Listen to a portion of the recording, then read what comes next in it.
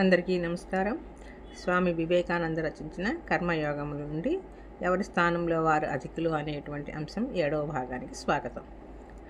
మన రాజు సన్యాసి వచ్చిన దేశంలో రాజకుమారికి అలాంటి ముచ్చటైన స్వయంవరోత్సవం జరుగుతుంది. ఆమె అసమాన సౌందర్యవతి. ఆమెకు భర్త కాబోయేవాడు ఆమె తండ్రి తదనంతరం ఆ దేశానికి రాజవుతాడు. అందమైన వాడిని వివాహమాడాలని ఆమె అభిలాష. కానీ ఆమె మనస్సుకు నచ్చిన వరుడు దొరకలేదు. చాలాసార్లు ఇలాంటి స్వయంవర సమావేశాలు జరిగాయి. కానీ ఆ రాజకుమారి వరుణ్ణి ఎన్నుకోలేకపోయింది.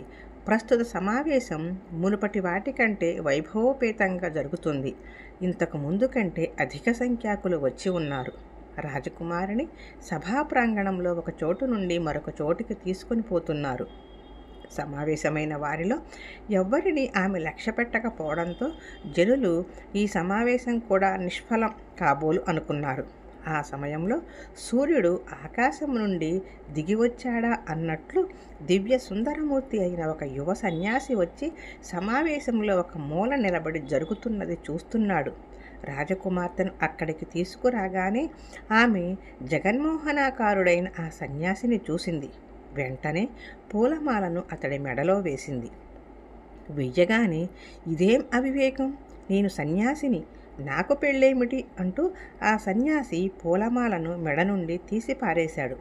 అప్పుడు ఆ దేశపు రాజు ఇతడు పేదవాడు కాబట్టి రాకుమారిని పెళ్లి చేసుకోవడానికి జంకుతున్నాడు కాబోలు అనుకుంటూ అతడితో ఇలా అన్నాడు: నా కుమార్తెతో పాటు అర్ధరాజ్యం మీదవుతుంది, నా తరువాత రాజ్యమంతా మీదే అని పూలమాలను మళ్ళీ సన్యాసి మెడలో వేశాడు. చాలిక నాకీ పెళ్ళి వద్దు అంటూ సన్యాసి రివ్వున అక్కడి నుండి వెళ్ళిపోయాడు. రాజకుమారి ఆ యువకుణ్ణి మోహించి ఇతడినే పెళ్లి చేసుకోవాలి లేదా మరణమే శరణం అంటూ అతన్ని తీసుకురావడానికి అతడిని వెంబడించింది. తనతో రాజును వెంటబెట్టుకుని వచ్చిన మన పూర్వ సన్యాసి, రాజా పదండి, వీరిని అనుసరించి వెళదాం అని వారి వెనుక కాస్త దూరంలో నడవసాగారు. రాజకుమారిని పెళ్లి చేసుకోవడానికి నిరాకరించిన యువ సన్యాసి ఆ దేశాన్ని విడిచి చాలా దూరం నడిచి ఒక అరణ్యంలోకి ప్రవేశించాడు. రాజకుమారి అతడిని వెంబడిస్తుంది. మన రాజు సన్యాసి కూడా వాళ్ళ వెనకే ఉన్నారు. యువ సన్యాసికి ఆ అరణ్యం చిరపరిచితమై ఉండటంతో హఠాత్తుగా అతడొక మార్గంలో పోతూ అదృశ్యమయ్యాడు. అతడిని కనిపెట్టడానికి రాజకుమార్తె ఎంతో ప్రయత్నించి చివరకు ఒక చెట్టు కింద కూలబడి విలపించసాగింది. పాపం, ఆమెకు ఆ అరణ్యం నుండి బయటపడే మార్గం కూడా తెలియదు. అప్పుడు మన రాజు సన్యాసి ఆమె దగ్గరికి వెళ్ళి, అమ్మ, విచారించవద్దు, ఈ అరణ్యం నుండి బయటపడే మార్గం మేము చూపిస్తాం.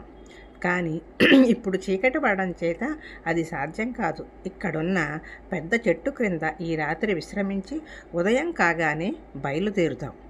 ఆ చెట్టు మీద ఒక పక్షి జంట గూడు కట్టుకొని పిల్లలు 3తో నివసిస్తూ ఉంది.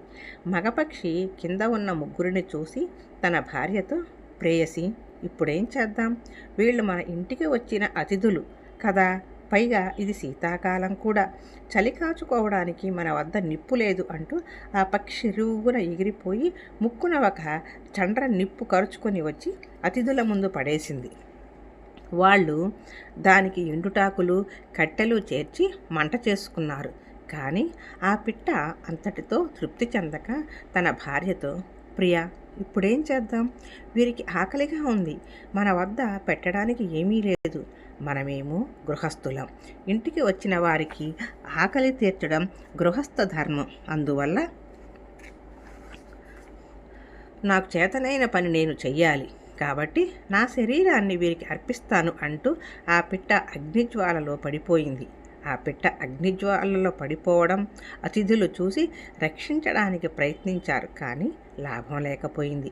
ఆడపక్షి తన భర్త చేసిన పనిని చూసి ఇలా అనుకుంది, ఇక్కడున్నవారు 3, వీళ్ళు తినడానికి ఒక చిన్న పక్షి మాత్రమే ఉన్నది, వీరికిది చాలదు, భర్త యత్నాన్ని వృధా కానీయకుండా ఉండటమే కదా సతిధర్మం, కాబట్టి నా శరీరాన్ని కూడా వీరికి సమర్పిస్తాను.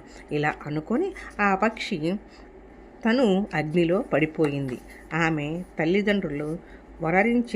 తమ తల్లిదండ్రులు వనరించిన ఆత్మార్పణను చూసి ముగ్గురు అతిథులకు సరిపడే ఆహారం లేనందున ఆ పక్షి పిల్లలు ఇలా అనుకున్నాయి: మన తల్లిదండ్రులు యథాశక్తి ప్రయత్నించినా అతిథులకు తగినంత ఆహారం సమకూరలేదు.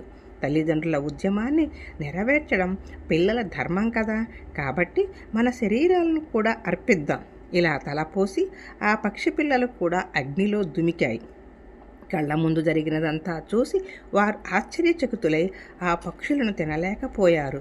నిరాహారులై ఆ రాత్రి గడిపారు. ఉదయం కాగానే రాజు సన్యాసి రాజకుమారికి దారి చూపించగా ఆమె తన తండ్రి వద్దకు వెళ్ళిపోయింది.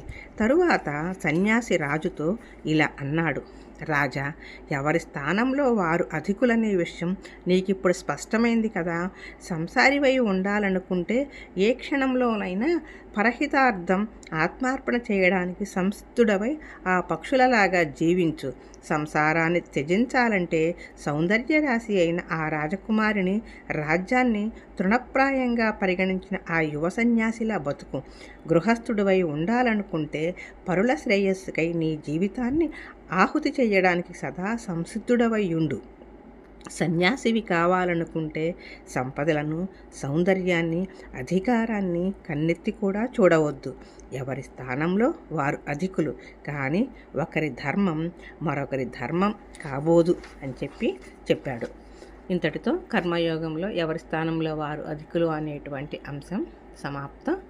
మరలా ఇంకొక అంశంతో రేపటి ఎపిసోడ్లో చూద్దాం. ఈ కార్యక్రమం మీకు నచ్చినట్లయితే లైక్ చేయండి, సబ్స్క్రైబ్ అవ్వండి, షేర్ చేయండి. మీ అమూల్యమైన అభిప్రాయాన్ని కామెంట్ ద్వారా తెలియజేయండి. విన్నందుకు ధన్యవాదములు.